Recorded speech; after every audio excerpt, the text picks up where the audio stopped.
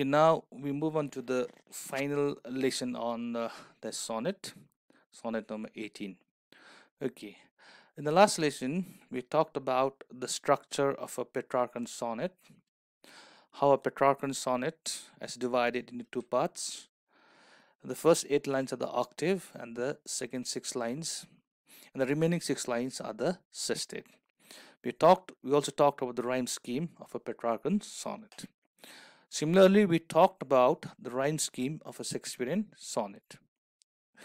Now, we'll talk about the structure of a Shakespearean sonnet. And the structure of a Shakespearean sonnet is you have the first 4 lines, they're known as the first quatrain, second 4 lines, second quatrain, third 4 lines, third quatrain, and the remaining 2 lines are the couplet. 4 lines, 4 lines, 4 lines, 14, 4, 3, 12, 12 lines plus 2 couplet, 14 lines. Okay, now these first 4 lines are your first quatrain, the second 4 lines say second quatrain, and the third 4 lines are the third quatrain, and the last 2 lines are the couplet. Okay, बुझ्यो हैन? यसलाई हामीले stanza भने हुन्छ first stanza, second stanza, third stanza. चार लाइनको first 4 लाइनलाई first quadrant, second 4 लाइनलाई सेकेन्ड क्वाड्रेन्ट, थर्ड 4 लाइनलाई थर्ड क्वाड्रेन्ट, अनि लास्टको रिमेनिङ 2 लाइन्स चाहिँ कप्लेट. ओके, नाउ sonnet 18 चाहिँ it begins with a question. Shall I compare thee to a summer's day? अब यो क्वेसन चाहिँ के हो भन्दाखेरि this is not an ordinary question. यसको the poet is not expecting an answer. It is a rhetorical question. Rhetorical question भन्दा चाहिँ के हो भन्दाखेरि चाहिँ it does not expect an answer. त्यो पोइटले के एम्फसाइज गर्दाखेरि, हामीले के एम्फसाइज गर्दाखेरि sometimes we use a rhetorical question. Okay, for example you want to make a point कि somebody has done a very foolish thing. तिम्रो साथीले के एकदमै मूर्ख काम गरेर तिम्रो मुखबाट के निस्किन्छ? त गधा हो भन्ने निस्किँदैन हैन? त गधा हो भनेको त हुन्छ नि, तिमीले तिम्रो साथीले हो म गधा हो, म गधा होइन, he doesn't answer that नि त. तिमीले के गर्दैछौ? You are emphasizing a point. के पोइन्ट चाहिँ एम्फसाइज गर्दैछौ? तिमीले गरेको, तैले गरेको काम चाहिँ के हो? एकदमै मूर्ख काम भयो. त्यसैले गर्दाखेरि you are using the rhetorical question, तिमी गधा हो. Okay, rhetorical question apart from that कुनै कुरालाई एम्फसाइज गरेर पनि त्यसको अझ एउटा फङ्सन छ. रेटोरिकल क्वेसन चाहिँ समटाइम्स के गर्छ? अडियन्सको एटेन्सन क्याप्चर गर्नु युज गर्छ. जस्तै अब यहाँ shall I compare thee to a summer's day? बुरी बाफ रे, को हो यो मान्छे समर्स डेसँग कम्पेयर गर्ने? अब इङ्ल्यान्डको त it's a cold country, cold and damp country, cold damp and wet country. अब एउटा समर डे त हुन्छ नि तिनीहरूलाई त के हो भन्दाखेरि एउटा भयङ्कर रमाइलो सन हो होइन. घाम लागिरहेको, घाम नलाग्ने देशमा हतपत घाम लाग्दा कस्तो?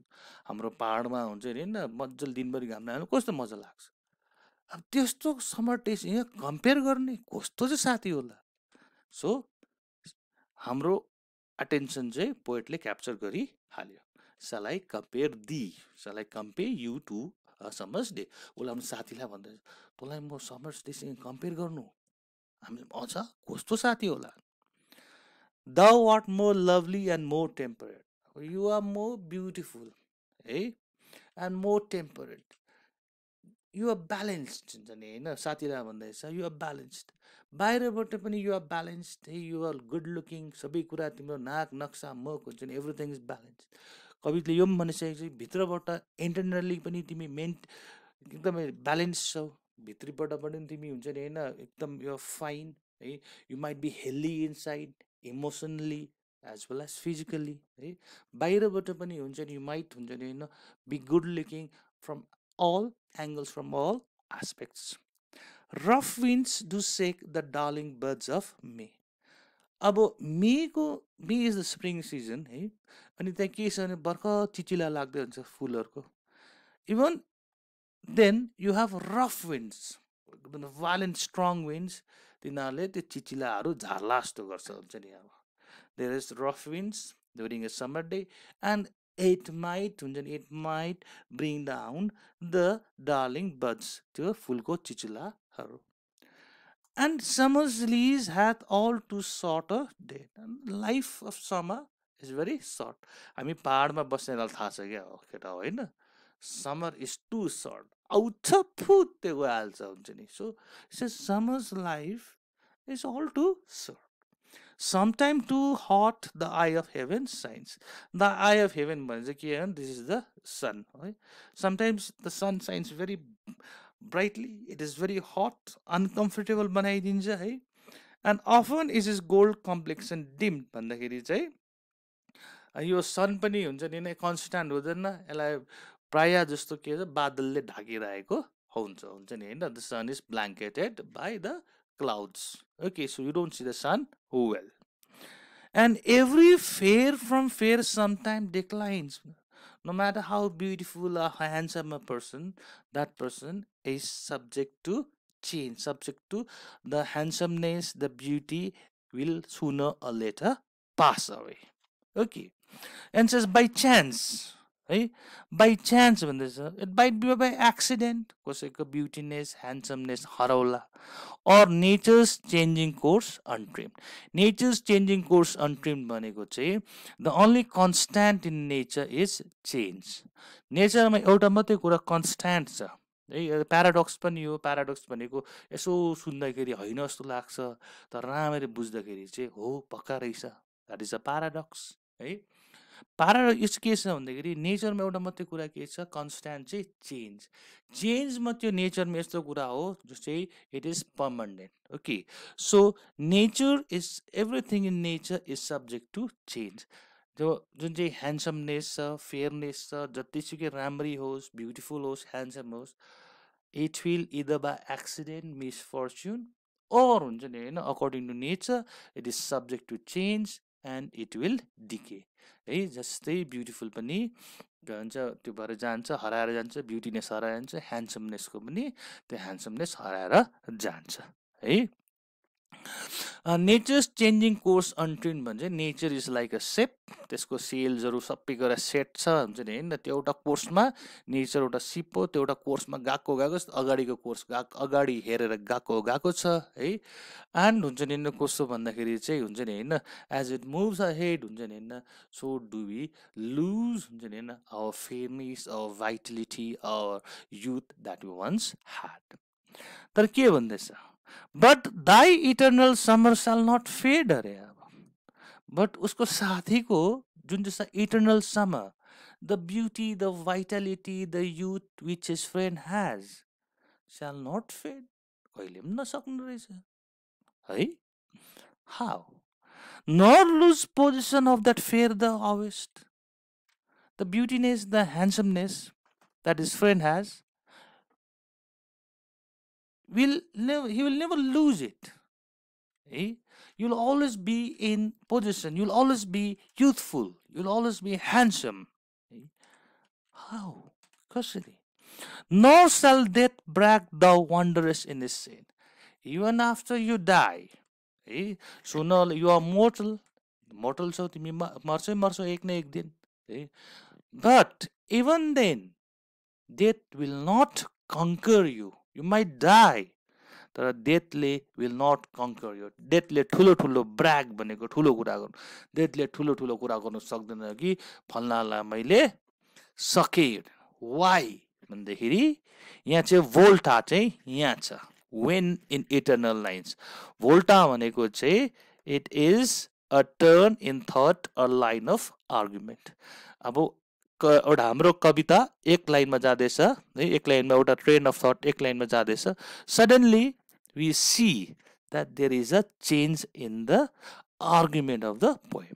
हाम्रो फर्स्ट क्वार्टरमा हुन्छ नि उसले समर्स डेसँग कम्पेयर गर्यो.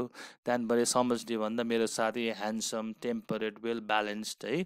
समरमा रफ विन्ड्सहरू हुन्छ, त्यो डार्लिङ बर्ड्सहरूलाई हुन्छ नि फुलको चिचिलाहरूलाई हुन्छ नि होइन झार्ला जस्तो गर्छ हुन्छ नि होइन है. समरको फेरि एकदमै के छ, लाइफ एकदमै सर्ट छ. फर्स्ट क्वार्टरमा भन्दैछ. सेकेन्ड क्वार्टरमा भन्छ उसले sometimes the sun, the eye of heaven, भनेको sun, the sun shines very brightly, it is too hot, uncomfortable हुन्छ दिन.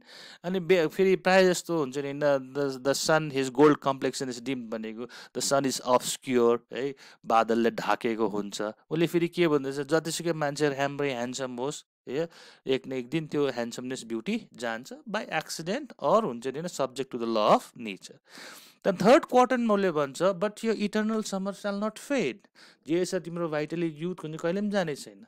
And your beauty which you have हुन्छ नि होइन है, त्यो कहिले पनि भाग्ने छैन. Death will not conquer you है.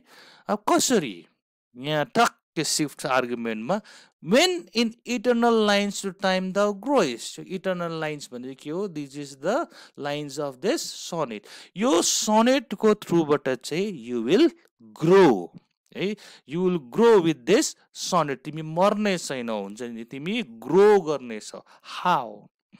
So long as man can breathe. यो कप्लेटमा चाहिँ यो कविले के भन्नु छ, शेक्सपियरियन सोनेटमा चाहिँ लास्ट टु लाइन्समा चाहिँ निचोड आउँछ हुन्छ नि, चाहिँ what the poet is trying to say in this sonnet.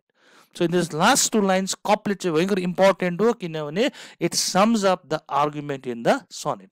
यहाँ चाहिँ के भन्दैछ पोएटले, के किन कसरी चाहिँ उसले साथीलाई किन कम्पेयर समझदेखि कम्पेयर गर्दै गर्दै ल्याएर आएर चाहिँ उसले लास्टमा भन्नु चाहेको रहेछ के भन्दाखेरि चाहिँ, so long as man can breathe, the eyes can see. So as long as civilization is there, people are there on this planet Earth, men can breathe, and eyes can see.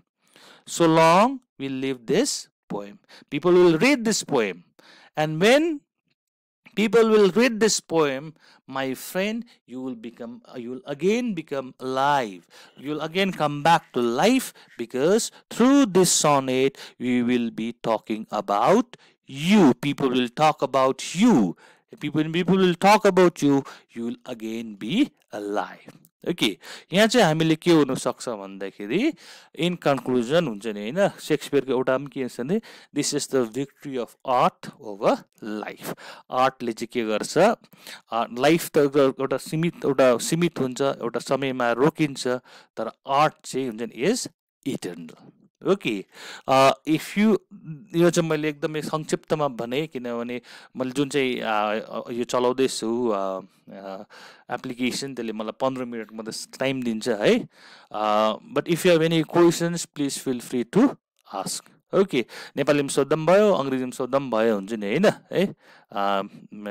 So I hope you understood this हुन्छ नि. Happy reading हुन्छ नि होइन. And if you have any questions, as I said again, do ask me. Thank you.